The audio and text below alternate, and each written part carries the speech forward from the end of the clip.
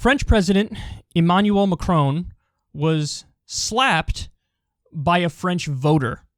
This is something that's interesting to see. Here's the CNN segment on it. A member of the public slapped French President Emmanuel Macron in the face earlier today. Mr. Macron was visiting restaurant owners in the southeast part of France as COVID restrictions are being eased in the country. You can see here clearly on video the moment the incident happened as he greeted crowds and how quickly, take a look at this, how quickly, that's the slap, afterwards the security detail really reacted. Melissa Bell joins us live now from Paris. So Melissa, despite the comments on social media, there is nothing funny about a world leader getting slapped in the face. Just walk us through what happened and what this particular man's grievance was with Macron.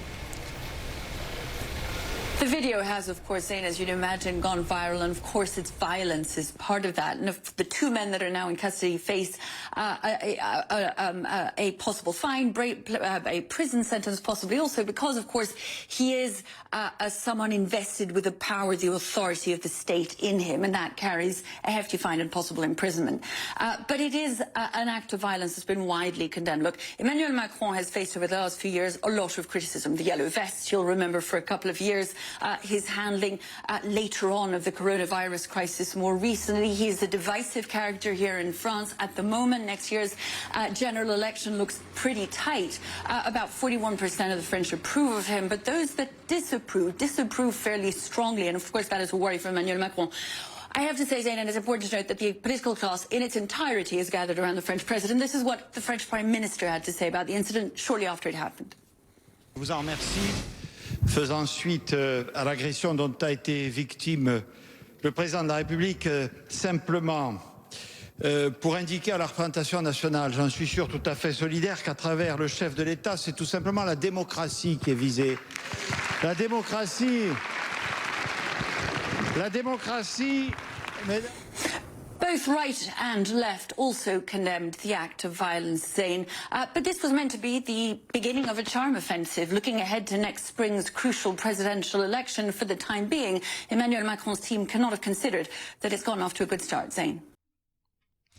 So there's a lot to say in response to this. I mean, first, I'll make the very obvious point, which is I'm against all forms of offensive violence. I think violence is only moral and ethical and justified for defensive reasons. And I'd even go as far as to say defense against imminent attack. So that's always been my standard on violence.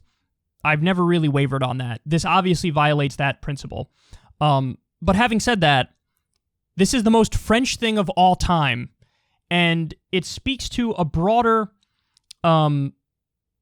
sentiment in French society that the politicians are terrified of the public. Here in the U.S., the public is terrified of the politicians.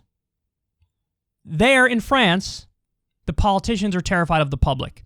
So they have a system with all of its flaws that is way more small d democratic because the people have some semblance of control over the politicians. And just like we saw with those yellow vest protests, the yellow vests got the government to back down and Macron to back down on some of the things they were pushing for. I think a gas tax was one thing, among other things.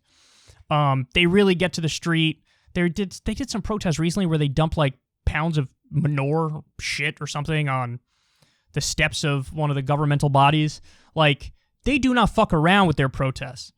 They will just go on these massive, giant protests and demand very specific things, and then oftentimes they end up getting those things. And this is what happens when you have a strong sense of democracy, and you understand that the politicians owe you. You elected them. They're supposed to represent you. If they're not representing you, they're stepping out of line, and you got to make them fall back in line. And that's what they do. They make them do that. And again, it's obvious. I'm against all offensive forms of violence. This is an offensive form of violence. I'm only for violence for defensive reasons, so I'm against it. But I'd be lying to you if I said, now knowing that Macron is safe and he's fine and nothing else happened, I look at it and I'm like, it is kind of funny, isn't it? I mean, come on. Again, don't do it. Nobody do it. Nobody slap a head of state. Nobody slap anybody. It's bad. It's wrong. It's terrible. It's evil. But now, since we know he's safe, and the other thing is, why is nobody asking that guy what his politics are?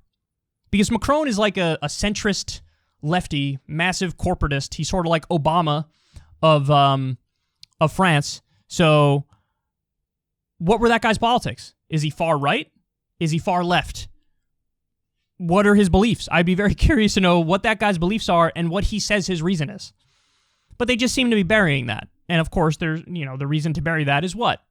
If you just drum up sympathy for Macron, then, the argument is like a defense, effectively, of the establishment of France, where the whole conversation now is about how wrong is that? Yeah, we all agree that part is wrong. But what exactly was the beef there? What exactly was the issue in question? I'm curious. I'd be lying to you guys if I said I wasn't curious. So, if that were to happen in the U.S., decent chance the person who slapped whoever the head of state is, Trump, Biden, whatever, that they would have been killed. Very, very possible that would have happened. And you could determine for yourself whether or not you think that's a good thing or a bad thing, but I do think it's much more likely that somebody in the U.S. would have been killed if they did the exact same thing.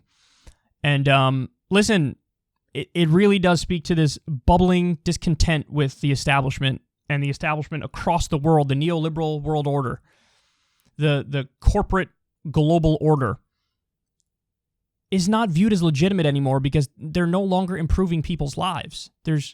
Everybody feels like they're being left behind. You have a tiny sliver of the population that's phenomenally wealthy, and then everybody else is sort of screwed. And so, again, I don't know what this guy's politics are, but from my perspective, there's plenty of right-wing and left-wing resentment of the powers that be. And so you're going to have it manifest in ways like this. And at this point, maybe people should consider themselves lucky that it hasn't gotten worse than this, because with just how much poverty and degradation and misery that's out there, this and worse stuff is going to happen more.